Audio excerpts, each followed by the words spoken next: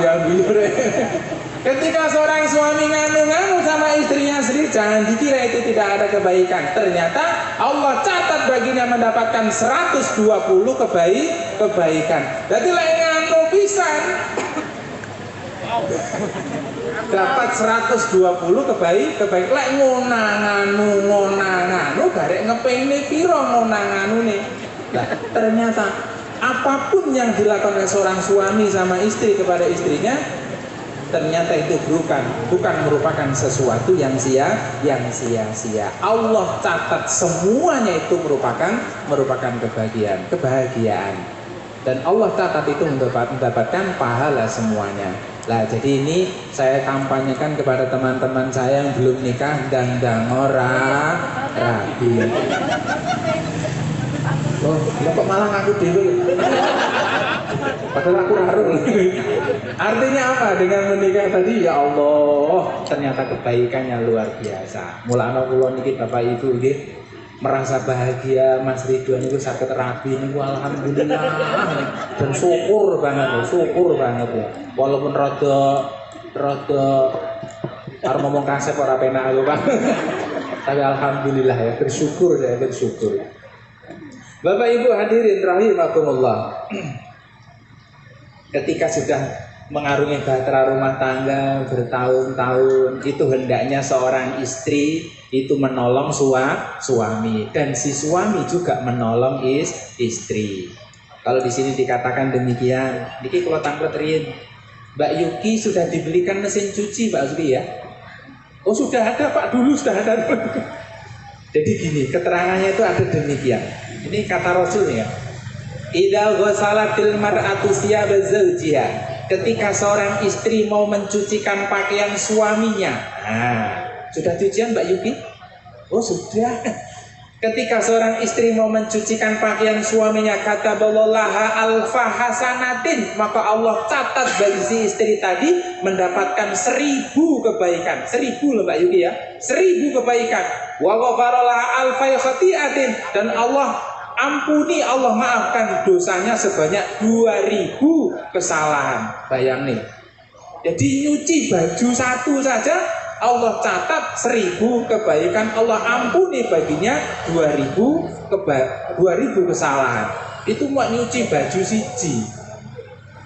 Lele ubah bedino, ubah garek ngeping nih, kebaikannya banyak. Sekarang pertanyaannya begini Ibu Bapak, kira-kira yang masuk surga itu nanti istrinya apa mesin cucinya? Lah katanya semuanya punya mesin cuci. Berarti kalau melihat hadis Nabi di sini, yang masuk surga adalah mesin cuci. Karena ibu-ibu sekarang tidak mau nyuci sendiri, karena yang nyuci mesin cuci. Berarti yang masuk surga adalah mesin. Walah melase. Apalagi yang laundry. Lah yang masuk surga adalah tukang. Waduh, wah susah payah ini. Berarti istri nggak masuk surga. Yo ngono, tapi ojo ngono Pak.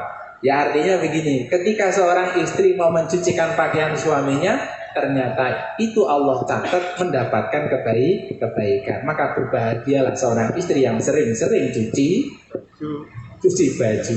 Nah, jadi pesan saya Mbak Luki ya, itu Mas Ridwan pulang kerja lepas bajunya, lepas celananya, cuci lagi.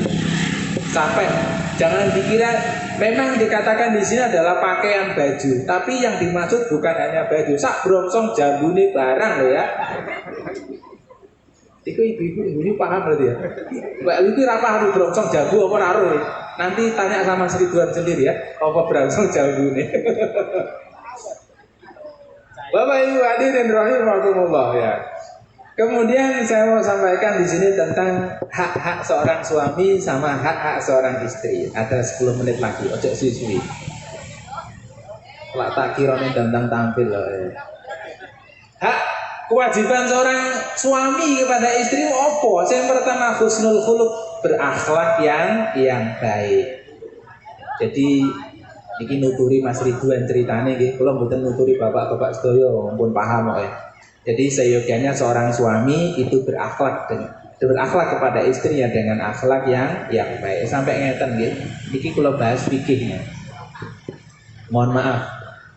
Di fikih itu dijelaskan ketika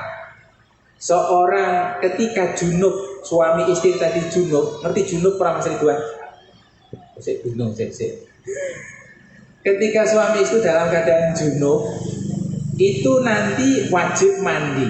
Itu dalam fikih. Nanti yang wajib menyediakan air itu siapa? Itu bukan istri, akan tapi yang wajib menyediakan air adalah suami. Kenapa kok sampai seperti itu? Bisa dijelaskan karena seorang suami yang menyebabkan si istri tadi hadas besar.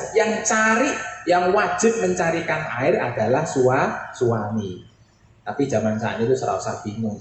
Garek diuntir wae wis metu banyune dhewe pakai keran. Tapi ketika seorang istri itu berhenti dari haidnya, sudah bersih, itu yang wajib cari air bukan suaminya, akan tapi istrinya sendiri. Kenapa? Yang menyebabkan dia hadas besar adalah dia sendiri. Itu sampai fikih menjelaskan seperti itu. Nah, artinya apa? Berakhlak yang baik. Dan yang kedua, nopo niku kewajibannya kewajibannya suami? Ihtimalul adza. Ihtimalul adza niku lek basa kiai kula betah-betahake. Apa Pak bahasa Indonesia nih Pak? Bersabar ketika istri itu omongannya, perilakunya tidak menyenangkan. Sabar, betah-betah nih. Ini sudah nggak bisa dipungkiri Bapak Ibu nggih. Wong wedok niku wong lanang lek ngomongnya 1 meter niku wong wedok mesti ngomongnya pirang meter Pak? Wah, bisa sampai 5 meter kadang-kadang bersambung sampai 2 hari berikutnya. Lah, maksudnya kula ngenten Mas Ridwan nggih, menawi mangke Mbak Yuki niku ngomel-ngomel ora nang enteke wis meneng wae ditinggal kopi karo rokokan. Kok lek wis kesel ya meneng dhewe. Mbak Yuki paham ya Mbak Yuki? Oh iya. Kalau yang tidak paham di bawah ini ada terjemahnya loh ya, ada terjemahnya. Artinya itu, ya wis ketika apapun terjadi pada istri yang ngomel-ngomel apa saja ya sudah diam saja, dibetah-betahnya. Karena begini ya, niki kersane podo-podo ngerti nih ya. Ketika dalam fikih itu dijelaskan, ketika yang punya talak itu adalah suami, Bapak Ibu, okay? Yang punya talak itu suami, istri itu nggak punya talak. Jadi ketika seorang istri kok ngomong, Mas, kamu saya cerai, nggak jadi itu talaknya. Karena apa? Yang punya hak talak itu adalah suami. Tapi ketika seorang suami, seorang laki-laki bilang, kamu saya cerai, jadi. Kamu saya cerai 3, langsung jadi 3. Artinya apa? Ketika seorang suami marahnya kayak apapun ya, ojo sampai metu sangka cangkeme omongan cerai. Jangan sampai dimpet saja.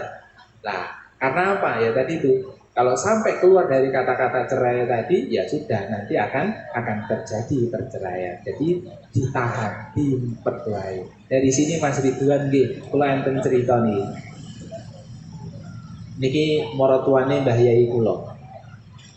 Niki yai kula niki kiai saya laki-laki itu sabarnya luar biasa ketika menghadapi istrinya. Ceritanya demikian. Ini kiai ini setiap malam itu itikaf di masjid. Ketika pulang dari itikaf di masjid, Bapak Ibu nggih, ketika pulang dari itikaf di masjid itu pulang ke rumah itu bukan disambut dengan bahagia oleh istrinya. Ternyata tidak, itu ketika sampai rumah oleh istrinya yang ada di rumah itu disiram pakai air itu loh untuk nyuci beras. Tiap malam seperti itu. Ini seorang kiai pulang dari itikaf ke masjid ke rumahnya bukannya disambut, ternyata disiram pakai air beras. Terus itu istri kiainya tadi itu ternyata tidak marah-marah, diam saja terhadap perilaku istrinya. Coba ibu bapak, ini kalau suami model sekarang kayak digitukan sama istrinya, wah, siapa nih? Oh yojo lah, itu boleh meneng. Sampai apa ini? Ternyata kiai saya cerita seperti itu, beliau melakukan seperti itu, Bapak Ibu, itu terjadi selama 10 tahun. Orang 2 bulan, 3 bulan, 10 tahun. Pulang dari itikaf ke masjid siram sama istrinya. Besok lagi pulang dengan siram lagi. 10 tahun seperti itu. Dan itu suami tetap sabar. tetap sabar terhadap perilaku istrinya seperti itu.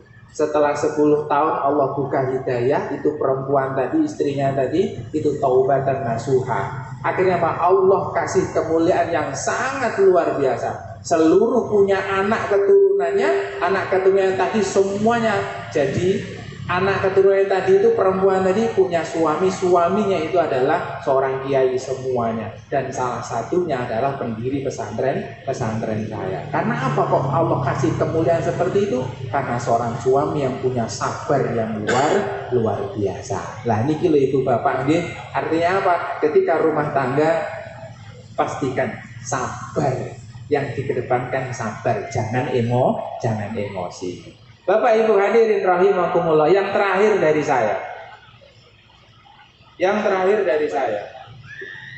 Lah, ini penting. Nih Mbak Yuki kan sudah bekerja, Mas Ridwan juga sudah bekerja. Saya hanya mengingatkan, monggo kalau cari rezeki yang halal. Jangan sampai rezeki yang haram. Saya yakin Mas Ridwan sama Mbak Yuki rezekinya halal ya. Tapi ini untuk kita semuanya. Pernah Rasulullah itu beri nasihat kepada Sayyidina Ali.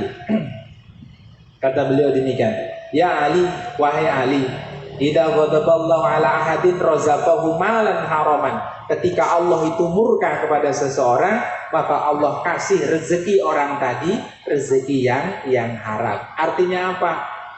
Ini menjelaskan kepada kita semua, kalau Allah itu murka kepada seseorang, Allah kasih orang tadi rezekinya dari rezeki yang haram. Lah kalau sudah rezekinya haram, dalam hadis berikutnya itu, maka dia kemana saja itu yang menemani adalah setan. Lah kalau sudah yang menemani setan, ya sudah perilakunya seperti setan. Artinya, marilah bersama-sama Bapak Ibu yang ada di sini cari rezeki, pastikan rezekinya yang halal, jangan sampai rezeki yang haram. Bapak Ibu hadirin rahimakumullah, kiranya tidak perlu panjang lebar yang saya sampaikan, sudah pas waktunya untuk makan siang.